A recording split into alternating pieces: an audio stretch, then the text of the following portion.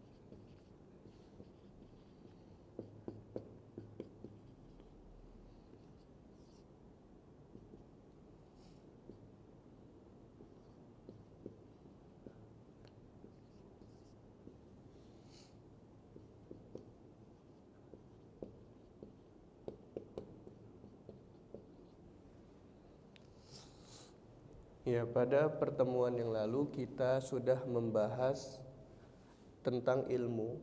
Yang dimaksud dengan ilmu di sini adalah ma'rifatullah, yaitu mengenal Allah.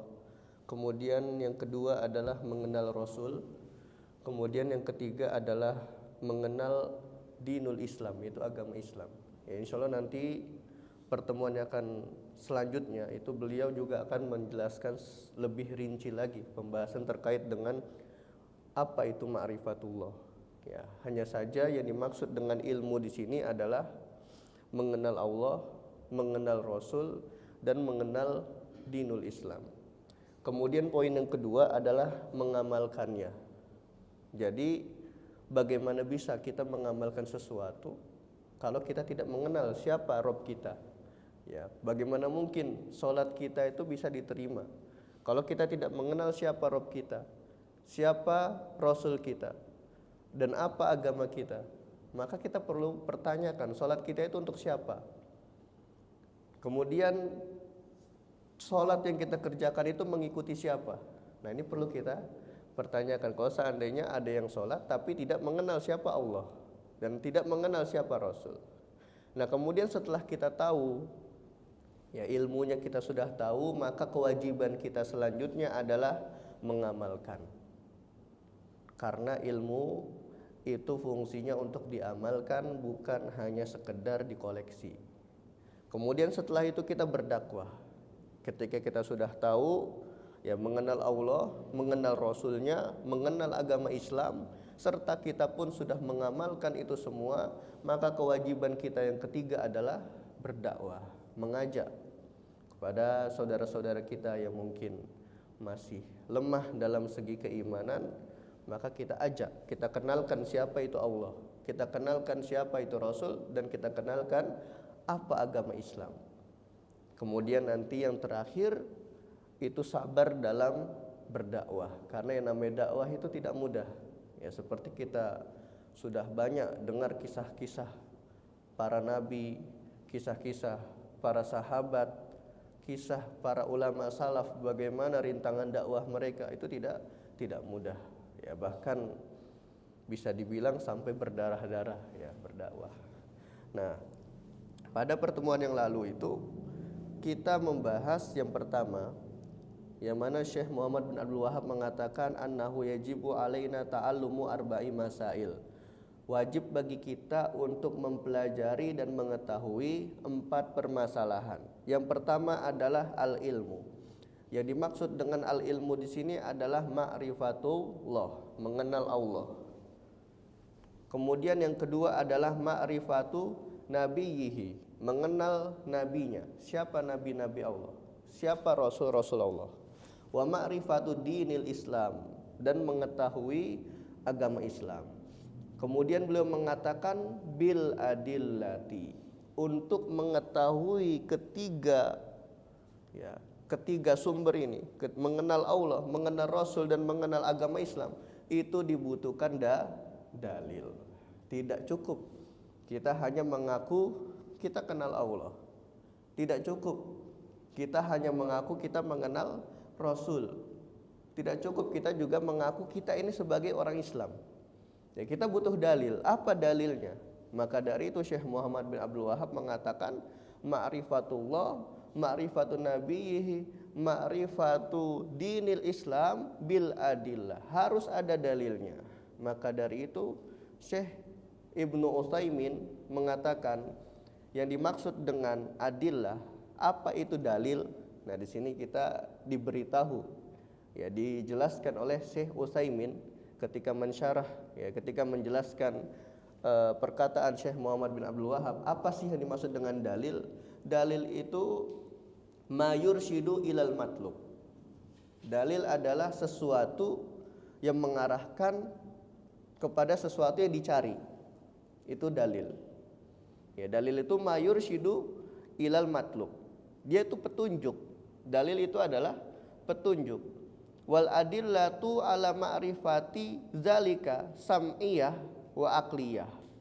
Jadi dalil untuk mengetahui adanya Allah, mengetahui Rasul, dan mengetahui agama Islam itu ada 2 ternyata. Ada dalil sam'iyah, ada dalil aqliyah. Ya, dalil sam'iyah itu seperti wahyu. Ya, dalil sam'iyah masa bata bil wahyi, yang itu dia ditetapkan dengan wahyu. Apa itu dalil sam'iyah yang ditetapkan dengan wahyu? Al-Quran dan As-Sunnah. Ya, ini yang pertama. Ya, dalil sam'iyah itu Al-Quran dan As-Sunnah. Wal aqliyah, kemudian dalil akli. Jadi dalil itu ada 2, dalil sam'i, atau dalil samai dan dalil akli. Ya. Dalil samainya yaitu semua yang ditetapkan dengan wahyu, yaitu Al-Quran dan As-Sunnah. Sedangkan dalil nakli yaitu yang berkaitan dengan logika atau akal. Wa ma sabata bin nazari wa ta'ammul, yaitu ditentukan oleh penelitian atau pengamatan. Wa qad aktsarallahu azza wa jalla min dzikri hadzal nau' fi kitabihi. Jadi dalil akli itu ada enggak sih dalam Al-Qur'an? Ternyata banyak ya. Ternyata banyak sekali Allah Subhanahu wa taala menyebutkan dalil akli sebagai bukti bahwasannya keberadaan Allah Subhanahu wa taala. Pokoknya kata Allah ketika dikatakan kam min ayatin. Ya, setiap kita membaca Al-Qur'an yang bunyinya kam min ayatin, ini merupakan dalil akli. Ya, Allah Subhanahu wa taala menyuruh kita untuk berpikir. Coba berapa banyak nih tanda-tanda kekuasaan Allah. Ayat ini diantara artinya adalah tanda-tanda kekuasaan. Tanda-tanda kekuasaan atau tanda-tanda keberadaan. Jadi ketika dikatakan kam min ayatin, berapa banyak kam di sini itu disebut dalam bahasa Arab itu istifham. Tapi istifhamnya istifham kamiyah yang menunjukkan jumlah, berapa banyak ayat-ayat Allah Subhanahu wa taala yang bisa kalian saksikan. Seperti wujud kita, keberadaan kita ini adalah bukti bahwasanya Allah itu ada. Gak mungkin ada sesuatu tanpa ada pencipta. Ini merupakan bukti. Ya, makanya di dalam suatu kisah Imam Abu Hanifah itu pernah berdebat dengan orang ateis. Ya. Ketika itu Imam Abu Hanifah ditantang debat, kemudian ditentukan waktunya. Tapi sengaja Imam Abu Hanifah telat datangnya. Ya, kemudian udah itu orang ateis itu berkoar-koar, wah ini Imam Abu Hanifah takut atau kalah. Nah, kemudian Imam Abu Hanifah datang. Kemudian dijelaskan oleh Imam Abu Hanifah bahwasannya kapal yang saya mau naiki itu dia jalan sendiri. Ya, dia jalan sendiri. Sehingga saya sulit untuk mengikuti kapal tersebut. Kemudian orang ateis itu mengatakan, kamu gila gitu. Kamu gila. Kok bisa kapal nggak ada yang mengemudikan bisa jalan sendiri? Kemudian Imam Abu Hanifah mengatakan, kamu lebih gila. Mana mungkin dunia ini ada yang mengendalikan tanpa ada pencipta.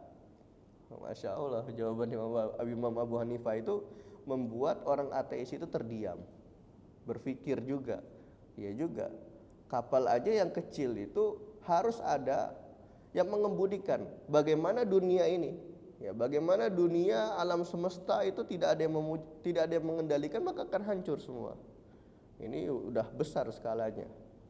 Nah, maka dari itu dalil untuk menentukan keberadaan Allah itu tidak hanya diketahui dengan Al-Quran dan As-Sunnah saja, dan itu bisa kita ketahui juga dengan akal, dengan logika. Maka dari itu disebutkan waqad aktsarallahu azza wa jalla min dzikri hadzal nau'. Allah Subhanahu wa taala memperbanyak dalil-dalil akli dalam Al-Qur'an ketika dikatakan fakam min ayatin qala Allahu fiha. Ya, Allah Subhanahu wa taala menyebutkan dalam Al-Qur'an kam min ayatin wa min ayatihi. Begitupun ketika disebutkan dalam Al-Qur'an bunyinya wa min ayatihi, dan di antara ayat-ayatnya dan di antara tanda-tanda keberadaannya kaza wa hakaza. Nah, ini dalil akli untuk mengetahui keberadaan Allah Subhanahu wa taala. Kemudian yang kedua, wa ma'rifatun nabi, mengetahui nabi. Dalilnya sama, ada dalil sam'iyah dan juga ada dalil akliyah. Dalil sam'iyahnya sebagaimana firman Allah taala Muhammadun Rasulullah. Ya, disebutkan di dalam Al-Qur'an Muhammad adalah utusan Allah. Kemudian disebutkan lagi di dalam ayat lain wa ma Muhammadun illa rasulun, dan tidaklah Muhammad melainkan ia adalah seorang rasul. Sedangkan dalil akliyah bahwasanya Nabi Muhammad SAW adalah nabi itu ada banyak sekali.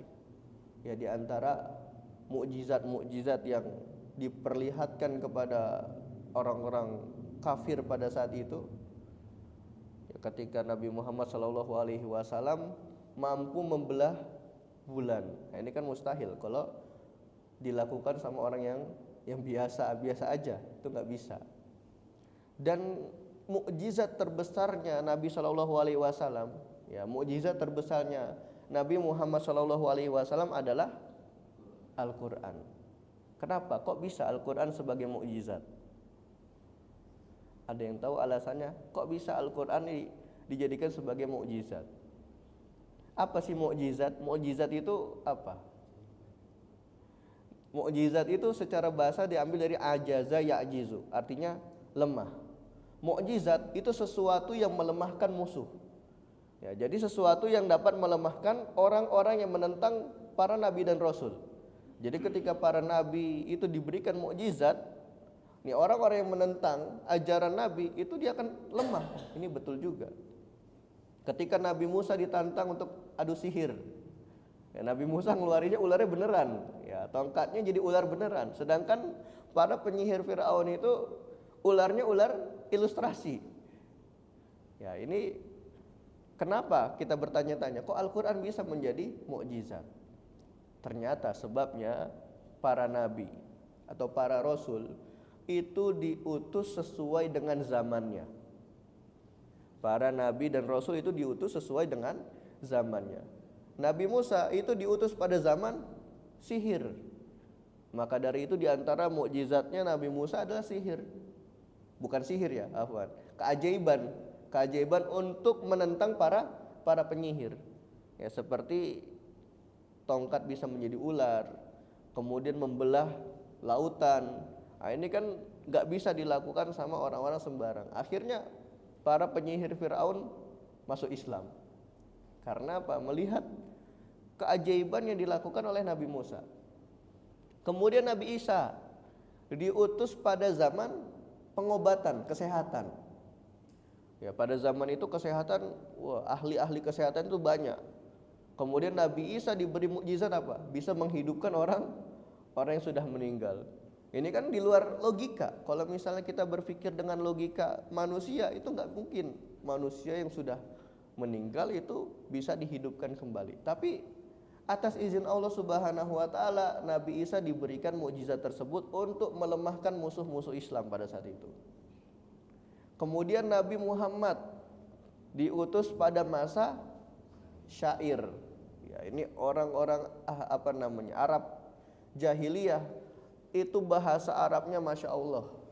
Ya, Masya Allah sekali bahasa Arabnya. Bahkan di antara sumber dibuatnya kaidah nahwu shorof itu adalah bahasa Arab jahiliyah. Karena saking kuatnya bahasanya, saking fasihnya. Penyair, pokoknya banyak di mana-mana penyair. Maka diberikanlah mukjizat Nabi Muhammad SAW adalah Al-Quran. Ketika para ahli lughah, ahli bahasa di zaman Arab jahiliyah itu membaca Al-Quran, mereka tahu bahwasanya ini bukan perkataan manusia. Kalau kita mah di zaman ini nggak tahu. Kita di zaman ini nggak tahu kalau ini perkataan manusia atau bukan. Tapi mereka, ya, orang-orang Arab jahiliyah ketika baca itu bisa sampai nangis. Ketika mendengar itu bisa sampai masuk Islam. Makanya di antara sebab masuk Islamnya Umar bin Khattab apa? Mendengar bacaan Al-Quran. Masya Allah. Dan mereka tahu bahwasanya kata-kata yang disebutkan dalam Al-Quran ini bukan perkataan makhluk. Banyak sekali mukjizat yang tercantum di dalam Al-Quran itu. Maka dari itu Al-Quran ini sebagai mukjizat, sebagai pelemah bagi musuh-musuh Islam di zaman Nabi Muhammad SAW. Maka dari itu di antara dalil akli, ya, di antara dalil akli Nabi Muhammad SAW ini adalah Rasul, yaitu mukjizat yang diberikan kepada beliau berupa Al-Quran. Karena kalau dikatakan Nabi Muhammad yang menulis itu nggak mungkin. Karena sejarahnya apa? Nabi Muhammad sendiri tidak bisa baca tulis. Dan ini bukan aib. Ini bukan kekurangan. Justru ini adalah apa? Strategi sebenarnya. Ketika ada orang-orang yang mengatakan, oh ini cuma karangan Nabi Muhammad saja, Al-Quran ini hanya karangan. Pertanyaannya, Nabi Muhammad bisa baca tulis tidak? Ya, bagaimana bisa beliau mengarang, bisa menulis Al-Quran sedemikian rupa, sedangkan Nabi Muhammad tidak bisa membaca dan tidak bisa menulis. Ketika didatangi oleh malaikat, disuruh baca, Iqra, bacalah. Nabi Muhammad jawabnya apa? Ma'ana biqori, saya tidak bisa membaca. Itu sampai gemeter.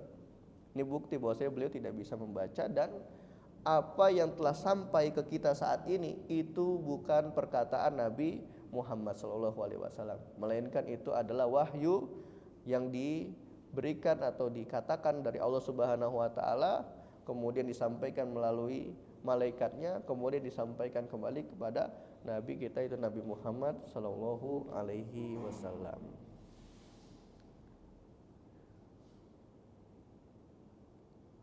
Yaitu dia beberapa dalil-dalil kita mengenal Allah, mengenal Rasul, dan mengenal agama Islam. Jadi ketika kita sudah mengenal Allah dan Rasulnya, secara otomatis kita sudah mengenal agama Islam. Maka kita lanjut ke kewajiban yang kedua adalah mengamalkan itu semua.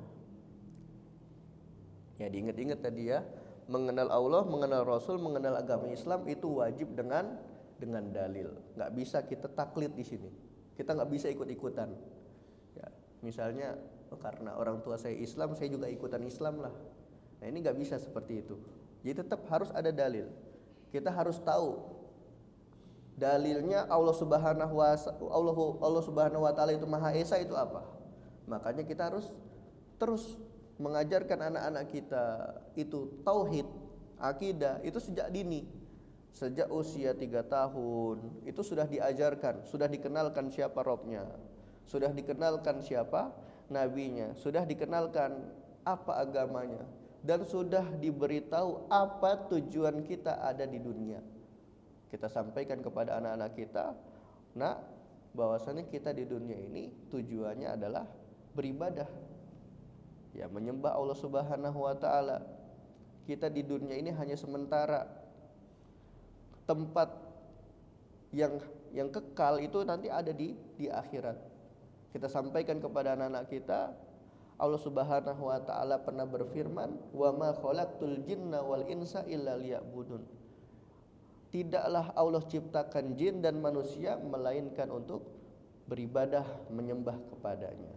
Nah, ini kita ajarkan dalil-dalil tersebut kepada anak-anak kita, supaya apa? Akidah yang sudah dibangun sejak dini itu semuanya berdasarkan dalil. Ya, kita tahu bahwasanya kita ini menyembah Allah yang ada, ya, bukan menyembah yang yang masih dianggap abstrak, bukan seperti itu. Ya, kita ini menyembah Allah yang ada, bukan menyembah Allah yang benda mati, atau bukan menyembah matahari, bukan menyembah sapi. Ya, kita menyembah Allah yang ada, yang betul-betul keberadaannya itu sudah dijelaskan oleh Allah sendiri di dalam Al-Quran, dalam kitabnya. Nah, ini kita penting harus mengetahui ketiga unsur ini itu semuanya berdasarkan dalil.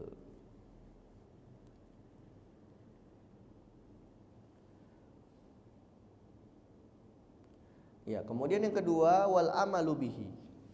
Yang kedua adalah mengamalkannya. Qauluhu al amalu bihi ay al amalu bima taqtadihi hadhil ma'rifah minal imani billahi wal qiyami bi taatihi bimtisali awamirihi wa jitinabi nawahihi minal ibadatil khassah. Ya. Mengamalkan apa yang sudah kita ketahui itu adalah bukti keimanan kita. Jadi ketika kita tahu Allah itu siapa, kemudian Nabi Muhammad itu siapa, tapi kita tidak mau mengamalkan apa yang diperintahkan, itu belum sempurna keimanan kita. Artinya kita juga belum mengenal secara hakiki siapa itu Allah, hanya baru sekedar dengar-dengar aja mungkin. Nah, karena ketika kita sudah mengenal siapa itu Allah, kita akan tertarik ya, kita akan tertarik untuk mengamalkan apa-apa saja yang diperintahkan oleh Allah dan Rasulnya. Dan kita akan menjauhi segala larangan-larangan yang dilarang oleh Allah dan Rasulnya. Maka dari itu Syekh Utsaimin mengatakan di dalam penjelasannya, al-amalu bima taqtadihi hadhil ma'rifah, yaitu mengamalkan apa yang seharusnya menjadi hasil atau menjadi buah dari mengenal Allah, Rasul dan agama Islam, seperti beriman, itu harus mengimani, kemudian mengerjakan segala ketaatannya, baik itu dengan ya melakukan amal-amal soleh. Pokoknya semua yang Allah perintahkan itu kita kerjakan, dan segala yang Allah larang itu kita jauhi. Itu dari ibadah khosoh maupun ibadah al-muta'addiyah. Ternyata ibadah itu juga dibagi menjadi dua macam. Ada ibadah khosoh, ibadah khusus, dan ada ibadah muta'addiyah. Nah, perbedaannya apa nih? Ibadah khosoh dan ibadah muta'addiyah. Ibadah khosoh adalah ibadah yang dia kaitannya hanya kita dengan Rabb, hanya kita dengan Allah Subhanahu wa taala, tidak ada kaitannya dengan makhluk lain. Seperti sholat, kemudian puasa, kemudian haji. Nah, ini dia semua ibadah khosoh. Sedangkan ibadah muta'addiyah itu ada kaitannya dengan makhluk lain. Seperti contohnya amar ma'ruf nahi mungkar. Ya, ketika kita melihat ada saudara kita melakukan kemungkaran, kita cegah. Ya, kita nasihati dia. Apa hukumnya amar ma'ruf nahi mungkar? Wajib ya. Hukumnya amar ma'ruf nahi mungkar adalah wajib, sekalipun itu berasal dari pelaku maksiat sendiri. Misalnya ada orang yang sedang nongkrong, ya nongkrong di tongkrongannya itu minum khamar. Nah, orang yang minum khamar itu punya kewajiban untuk mengingatkan temannya yang minum khamar. Ya, jadi dia sambil minum khamar itu bilang bahwasannya khamar itu haram, kamu jangan minum khamar. Nah, itu ada kewajiban. Saking apa? Saking wajibnya kita amar ma'ruf nahi mungkar. Maka dari itu ketika kita mendapati nasihat, sekalipun itu dari pelaku maksiat, itu kita terima. Jangan sampai kita mengatakan, kamu ini siapa gitu, perbaiki aja dirimu sendiri. Nah, jangan sampai seperti itu. Karena apa? Hukum amar ma'ruf nahi mungkar itu wajib. Mau itu dari orang soleh, mau itu dari pelaku maksiat, itu wajib kita dengar. Ya, barangkali betul dia sebagai pelaku maksiat, kemudian dia melihat kita juga melakukan kemaksiatan, kemudian dia nasihatin kita, ya kita terima. Jangan sampai kita tolak, jangan sampai kita katakan urus aja diri kamu sendiri. Jangan ngerasa sok soleh, ya. Jangan ngerasa paling alim. Nah, ini jangan sok alim. Nah, seperti itu. Ini kan banyak istilah-istilah sekarang yang seperti itu. Istilah-istilah ini secara tidak langsung itu menolak amar ma'ruf nahi mungkar. Ya, padahal hukum amar ma'ruf nahi mungkar itu wajib. Karena yang akan menjadi efek dari kemungkaran itu gak cuma orang-orang yang melakukan kemungkaran. Ya, kita bisa menyaksikan, ya, kita bisa melihat kisah-kisah para nabi. Itu yang kena bencana orang soleh, orang yang maksiat aja apa orang soleh juga? Orang soleh juga kena. Hanya saja bedanya mereka sudah terlebih dahulu dikasih tahu bahwasanya nanti bakal ada bencana. Akhirnya pergi dari tempat tersebut. Ya, kalau zaman ini kan gak ada yang speknya seperti Nabi, langsung mendapatkan wahyu dikasih tahu besok bakal ada bencana, kemudian membawa umatnya pergi. Ya, zaman sekarang belum ada seperti itu. Kalau zaman dulu para nabi itu langsung diberi wahyu bahwasanya besok ini bakal ada banjir bandang, besok ini bakal ada hujan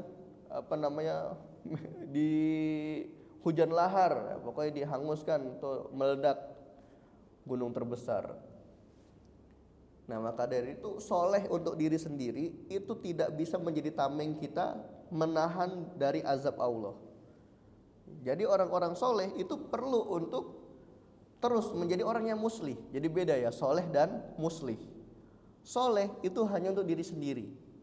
Muslih dia soleh plus dia mengislah, dia memperbaiki orang lain. Nah, kita harus menjadi orang yang muslih. Tidak cukup menjadi orang soleh, kemudian kita merasa selamat dari azab Allah Subhanahu Wa Taala. Karena Rasul Shallallahu Alaihi Wasallam itu pernah bersabda, memperumpamakan kita semua ini berada di satu kapal yang sama. Coba kita bayangin, ada satu orang melubangi kapal, semuanya diam. Orang yang melubangi aja yang tenggelam atau semuanya? Semuanya, ya enggak cuma orang yang melubangi. Satu kapal itu semua akan tenggelam. Nah, begitulah perumpamaan amar ma'ruf nahi mungkar. Jadi kalau tidak ada lagi yang berani amar ma'ruf, tidak ada lagi yang mau amar ma'ruf, maka nanti semua yang ada di dalam kapal tersebut ditenggelamkan oleh Allah Subhanahu wa taala. Maka dari itu ibadah muta'addiyah, ya ibadah muta'addiyah diantaranya adalah amar ma'ruf. Ini penting sekali kita lestarikan kembali, ya meskipun dengan cara-cara yang baik. Ya kalau misalnya kita mau menasehati dengan cara yang baik, maka dari itu Rasul Shallallahu Alaihi Wasallam pernah bersabda, man ra'a minkum munkaron falyughayyirhu biyadi fa illam yastati fa bi lisani fa illam yastati fa bi qalbihi wa dzalika adaful iman. Barang siapa yang melihat kemungkaran di antara kalian, maka rubahlah kemungkaran tersebut dengan tangannya. Maksudnya apa nih? Dengan tangannya, bukan langsung mukul, bukan ya, tapi dengan kekuasaan. Mukul itu mungkin bagi orang tua itu ada saatnya, ya seperti anak yang sudah 10 tahun kemudian gak mau sholat, kan perintahnya apa? Dipukul. Ini perintah dari Rasul Sallallahu Alaihi Wasallam, fadribhu, ya diperintahkan untuk dipukul kalau udah usia 10 tahun masih meninggalkan sholat. Nah ini termasuk merubah kemungkaran dengan tangannya, ya tapi tetap ya harus ada kebijakan-kebijakan kayak menafsirkan hadis yang ini itu butuh tafsiran. Jangan kita pahami secara mentah-mentah kita dapati di dalam hadis keutamaan yang paling utama merubah kemungkaran itu dengan tangan, main pukul sembarangan. Itu bukan malah mencegah kemungkaran, malah nambah kemungkaran kalau kayak gitu. Ya kita ngelihat ada orang yang sedang mabuk-mabukan semuanya dipukul. Nah, ini kita bukannya berdakwah, ya ini malah nyari musuh kalau kayak gitu. Makanya kita perbaiki. Yang dimaksud memukul di sini, yang dimaksud dengan tangannya di sini itu kekuasaan. Jadi diserahkan kepada yang memiliki kekuasaan. Nanti kebijakan itu terserah dari pemilik kekuasaan. Kalau misalnya dia memiliki kebijakan untuk menyambuk, ya orang yang minum khamar dicambuk 40 kali, silahkan. Ya sekiranya itu membuat mereka jera. Ya kalau tidak mampu menggunakan tangan, maka dengan lisan. Fa illam yastati fabi lisani. Kalau dia tidak mampu menggunakan tangan, maka rubahlah kemungkaran itu dengan lisannya, yaitu dengan menasehati sesama muslim. Yang mana ini semua merupakan perintah dari Allah Subhanahu wa taala. Tawasau bil haq wa tawasau bis sabr. Saling menasehatilah kalian dalam perkara yang hak dan saling menasehatilah kalian dalam perkara kesabaran. Fa illam yastati fa bi qalbihi.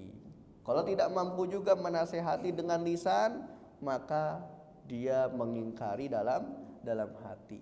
Wa dzalika adaful iman. Ya kalau seandainya dia mampu merubah dengan tangan, dia mampu merubah dengan lisan, tapi dia lebih memilih mengingkari dengan hati, maka itulah selemah-lemahnya iman. Ya, jadi kapan dia dikatakan imannya paling lemah? Kalau dia mampu merubah kemungkaran dengan tangan, tapi dia tidak lakukan. Dia mampu merubah kemungkaran dengan lisan, tapi dia tidak lakukan. Dia lebih memilih merubah kemungkaran dengan hati, dalam artian dia mengingkari perbuatan yang melakukan kemungkaran. Ini dia termasuk selemah-lemahnya iman. Tapi kalau dia tidak mampu merubah dengan tangan, dia tidak mampu karena tidak punya kekuasaan. Merubah dengan lisan juga dia tidak mampu karena dia khawatir nanti malah menimbulkan mudarat yang lebih besar. Kemudian dia mengingkarinya dengan hati. Ini tidak termasuk selemah-lemahnya iman. Yaitu tidak menjadi masalah. Karena yang dimaksud selemah-lemahnya iman di sini ketika dia mampu merubah dengan tangan dan lisan tapi dia tidak kerjakan. Ya, jadi ibadah muta'addiyah, di antaranya itu adalah amar ma'ruf nahi mungkar. Kemudian di antara ibadah muta'addiyah yang lain adalah jihad fi sabilillah, yaitu jihad di jalan Allah Subhanahu wa taala. Nah, jadi ibadah juga ada dua macam, ibadah khosoh yaitu antara hamba dengan Robnya, itu khusus. Sedangkan ibadah muta'addiyah itu ibadah yang ada kaitannya dengan makhluk, seperti amar ma'ruf dan jihad di jalan Allah. Kemudian beliau mengatakan wal amalu fil haqiqati huwa samratul ilmi. Ya, Syekh Ibnu Utsaimin itu menjelaskan bahwasannya amal itu adalah samroh, buah dari ilmu. Ya, jadi amal ini adalah buah dari ilmu.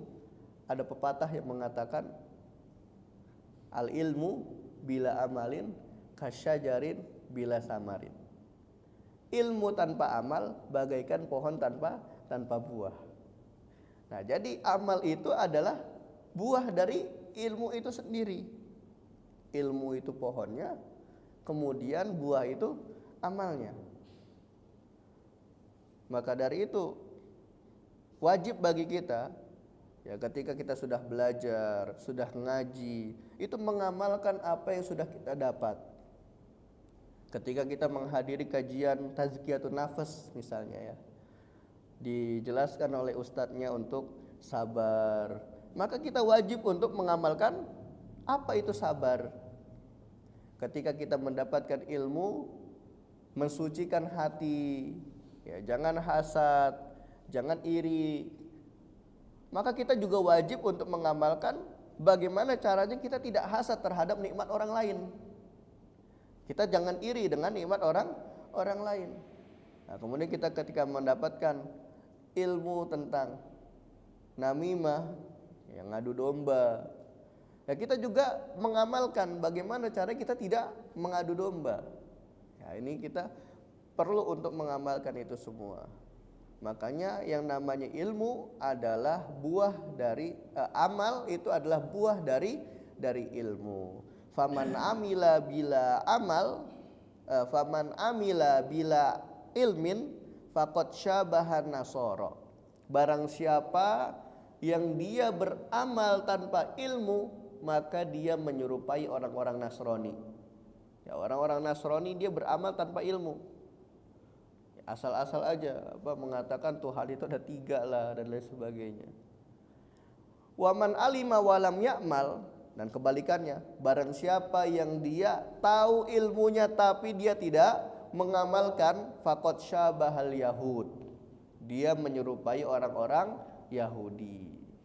Ya, kemudian Rasul sallallahu alaihi wasallam mengatakan man tasyabbaha biqaumin fahuwa minhum. Ya, barang siapa yang menyerupai suatu kaum maka dia bagian dari kaum tersebut. Nah, ini kita perlu perhatikan, ya, ilmu itu untuk diamalkan, bukan untuk dikoleksi.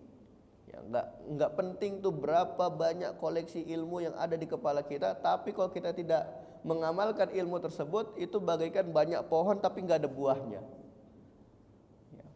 Mending kalau pohonnya gede, ya bisa dipakai untuk ngadem. Ini pohonnya pohon kecil, udah pohonnya kecil enggak ada buahnya. Nah, ini kan sayang sekali, ya, seperti itu. Nah, ini dia yang kedua, yang mengamalkan, ya, kewajiban kita yang kedua adalah mengamalkan apa yang sudah kita pelajari.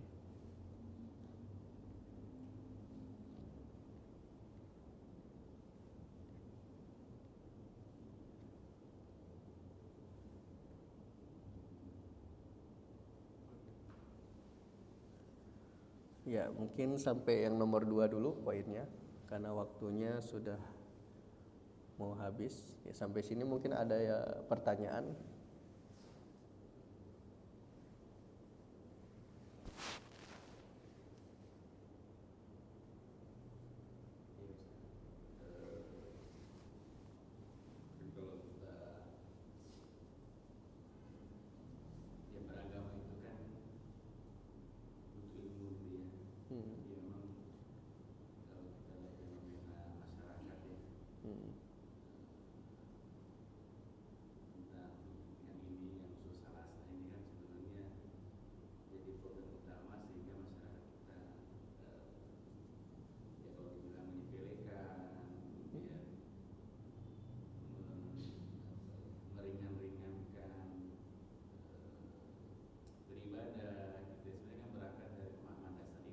Mm-mm. Fenomena ini dia ditemui di banyak tempat gitu. Sehingga kalaupun dakwah-dakwah itu dikumandangkan segala macam karena permasalahan mendasar yang utama ini tidak selesai gitu ya. Mm. Jadi mikirnya dampaknya itu kan. Iya. Jadi yang kalau Ustaz lihat seperti apa kondisi itu. Iya, jadi kalau saya pribadi itu melihat banyak faktor sebenarnya. Dari mungkin kurangnya terjangkau dakwah juga di beberapa daerah, seperti contohnya di tempat saya itu Tangerang Kabupaten itu betul-betul jauh dari kajian-kajian. Bahkan semangat mereka belajar pun gak ada, sulit. Kita mau buka kajian pun merekanya gak ada gitu, gak datang. Karena pernah kita menanyakan kepada beberapa kiai-kiai yang ada di sana, itu mereka sudah sukarela tuh ngajarin Iqra, itu nggak ada yang datang. Ngajarin Iqra itu gratis, nggak ada yang datang. Kapan datangnya? Kalau seandainya kajiannya itu ada duit atau ada makanannya. Nah ini kan termasuk problem juga. Nah ini kalau kita dakwahnya, mungkin kalau ada yang apa namanya, misalnya dari pemerintah memberikan biaya kepada para kiai untuk berdakwah, itu alhamdulillah. Tapi kalau dakwahnya pakai uang pribadi, kan tidak semua kiai punya uang, tidak semua ustadz itu punya uang untuk memfasilitasi hal tersebut. Ya mungkin awalnya untuk memotivasi mereka ikut kajian, kemudian bagaimana supaya mereka itu kecanduan dengan kajian. Itu diantara faktor. Kemudian faktor lain, sekarang ini kajian itu banyak dibalut dengan apa ya namanya istilahnya, ya dicampur adukan dengan tradisi-tradisi bahkan yang menyimpang, ya seperti adanya konser. Jadi akhirnya banyak masyarakat atau anak-anak muda itu lebih tertarik ikut kajian yang seperti itu. Apa yang didapat?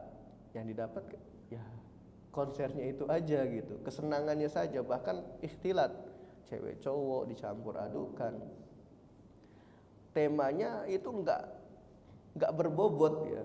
Yang disampaikan itu tidak berbobot. Itu yang kedua. Yang ketiga,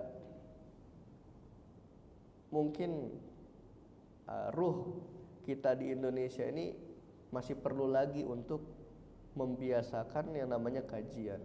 Karena ya, mindset ya, mungkin mindsetnya itu perlu dirubah. Bahwasanya ngaji itu tidak cukup sampai dia selesai sekolah. Ya, kadang merasa ya karena saya sudah sibuk dengan kerja, udah capek dan sebagainya, akhirnya memutuskan untuk tidak ngaji lagi. Nah ini perlu diluruskan mindsetnya, bahwasannya ngaji itu tidak dibatas umur, dari kita lahir sampai kita wafat, dan tidak dibatas ijazah, mau kita S1, S2, S3, ya, profesor sekalipun itu wajib tetap untuk ngaji. Yaitu saya mendapati, ya saya menyaksikan sendiri guru-guru saya yang di Sudan, yang gelarnya itu sudah doktor, sudah profesor, bahkan keilmuannya itu sudah diakui oleh negara, tapi mereka tetap masih ngaji. Ya, mereka tetap masih belajar lagi dengan ulama-ulama yang lebih tinggi. Dan itu yang dilakukan oleh beberapa ulama-ulama yang kita kenal. Ya seperti Syekh Shalih Fauzan, itu juga berguru dengan guru-gurunya. Kemudian Syekh Utsaimin. Kemudian diantaranya sekarang itu ya yang masyhur Syekh Wahid Abdul Salam Bali. Ini beliau terkenal di dunia ruqyah dunia. Ini termasuk Syekh bermanhaj salaf. Beliau murid dari 3 ulama besar. Ya, beliau murid dari Syekh Utsaimin, beliau murid dari Syekh bin Bas, dan beliau juga murid dari Syekh Albani. Dia itu tidak merasa cukup dengan satu syekh, terus belajar. Nah makanya ya sebenarnya yang perlu kita lakukan saat ini itu kita memperbanyak adanya tradisi kajian-kajian. tradisi ngaji. Khususnya ngajinya ngaji kitab ya. Jangan yang ngajinya cuman candaan isinya. Itu tidak berbobot yang seperti itu. Karena yang seperti itu nanti yang bakal menjadi kebiasaan masyarakat. Kalau ngajinya atau pengisinya itu nggak lucu, itu nggak diundang lagi. Jadi nanti yang dicari adalah lucunya. Ya kalau mau nyari lucunya mending nonton stand up comedy. Ya kalau kita mau ngundang ustadz, itu yang dicari adalah ilmunya, bukan lucunya. Mau itu lucu atau enggak. Ya mungkin kalau ada lucunya sedikit itu adalah bonus selingan saja. Tapi kalau isinya selalu ngelucu, isinya apa nanti? Ya seperti itu. Itu beberapa faktor sebenarnya banyak. Maka dari itu untuk saat ini kita nih masih wajib untuk, ya bahkan bukan masih, wajib pokoknya. Sampai saat ini kita wajib untuk berdakwah. Dakwahnya seorang ustadz itu mengajarkan. Dakwahnya masyarakat awam itu mengajak, memberi tahu bahwasannya di sini ada kajian. Nah makanya Masya Allah ini Masjid Jarak Kosta bisa memfasilitasi kajian untuk masyarakat sekitar. Ya insya Allah nanti yang ikut peran di sini semua mendapat pahala jariah. Ayo kita ajak semua teman-teman kita kasih tahu bahwasanya di sini ada kajian supaya kita mensyiarkan kembali kajian-kajian tersebut. Ya, khususnya di wilayah Cikarang dulu lah, kita nggak usah berbicara dakwah secara luas sampai ke luar negeri, sampai ke mana ujung dunia, nggak usah jauh-jauh. Kita dakwah dari wilayah terdekat kita dulu aja. Ya bagaimana bisa kita dakwahnya sampai ke jauh-jauh tapi dekat kita sendiri itu kita masih melihat fenomena-fenomena kejahilan gitu. Nah ini kita perlu perbaiki dulu lingkungan sekitar kita. Lingkungan sekitar kita sudah tertarbiyah, sudah terdidik, sudah terbina dengan baik, baru setelah itu kita luaskan dakwah. Itu yang dikerjakan atau dilakukan oleh Rasul Shallallahu Alaihi Wasallam dan para sahabat. Nah, maka ya kita sama-sama gotong royong berdakwah, kemudian mensyiarkan kembali tradisi-tradisi para ulama salaf, dan kita perjuangkan agama Islam ini. Karena agama Islam ini mulai sedikit demi sedikit itu terkikis. Ya, jadi orang Islam sendiri itu yang dia melakukan kesolehan itu dipandang sok soleh sama orang Islam yang lain gitu. Ini kan termasuk fenomena. Kenapa? Ya, bahkan ya di sebagian tempat, di tempat saya itu tradisi kurban aja tuh nggak ada. Itu kan padahal kita kalau di daerah Jabodetabek mungkin sudah menjadi syiar besar. Bahkan yang mungkin sehari-harinya sholat 5 waktunya bolong-bolong, itu hari itu tuh pasti hadir tuh. Nah setelah itu nyembelih bareng-bareng. Nah di sana itu boro-boro nggak ada nyembelih sama sekali. Ya, ini kan termasuk tantangan dakwah juga bagi saya di sana, karena memang agak sulit kalau misalnya kita melihat pendapat itu dilihat dari ketokohan. Kalau yang menyampaikan itu bukan tokoh masyarakat itu nggak didengar. Kalau yang menyampaikan itu bukan keturunan kiai itu nggak didengar. Ini agak susah kalau kayak gitu. Padahal kan ada perkataan unzur maqala wala tanzur man qala. Lihatlah apa yang dikatakan, jangan melihat siapa yang mengatakan. Kalau seandainya tradisi para ulama salaf itu melihat siapa yang mengatakan, Imam Syafi'i enggak bakal pernah berfatwa pada usia 17 tahun.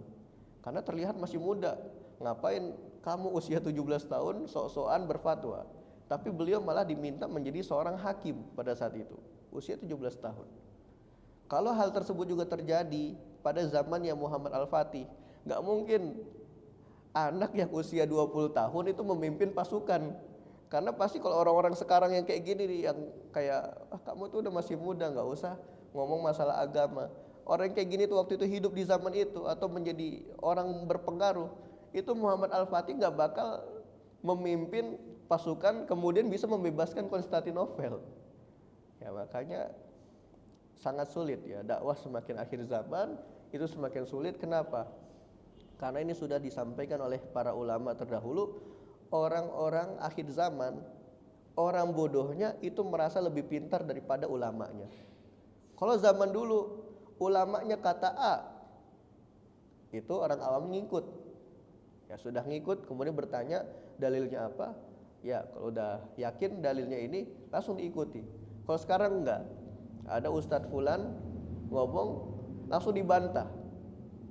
Ya harusnya yang ditanyakan apa dalil kamu mengatakan ini. Jangan langsung pendapat kamu salah. Nah ini kan termasuk, ya kalau kita mengatakan pendapat kamu salah berarti artinya dia sudah lebih paham gitu. Ya orang awam ini udah lebih paham daripada ustadznya. Nah ini yang menjadi fenomena akhir zaman. Ya munculnya ruwaibidoh. Ya munculnya ruwaibidoh seperti yang sudah diisyaratkan oleh Nabi SAW. Beliau pernah mengatakan nanti akan tiba suatu zaman yang mana pada zaman itu orang-orang yang amanah akan dianggap dusta dan orang-orang yang berdusta akan dianggap beramanah. Dan pada zaman itu juga orang-orang ruwaibidah itu berkata, itu berbicara. Kemudian para sahabat bertanya, wahai Rasulullah, apa itu ruwaibidah? Ruwaibidah adalah orang yang tidak tahu tapi dia berbicara segala hal. Ya orang bodoh berbicara segala hal. Dia baru ngajinya mungkin sebulan 2 bulan kemudian langsung berbicara tentang agama. Dan ini banyak kita saksikan saat ini khususnya di sosial media. Wah ini subhanallah. Ya fitnah akhir zaman ya, makanya kita ya punya kewajiban untuk ayo berdakwah. Kita mengajak teman-teman kita terus ngaji, meluruskan niat ngaji kita ini karena Allah Subhanahu wa taala. Niat ngaji kita ini untuk mengangkat kejahilan kita pribadi. Niat ngaji kita untuk mengangkat kejahilan orang lain. Yaitu ayo kita sama-sama berdakwah. Ya kita punya kewajiban untuk berdakwah. Yang tinggalnya di Cikarang, sama-sama ajak teman-teman kita untuk terus mengaji, mensyiarkan kebiasaan atau tradisi para ulama salaf. Allahu a'lam bishawab.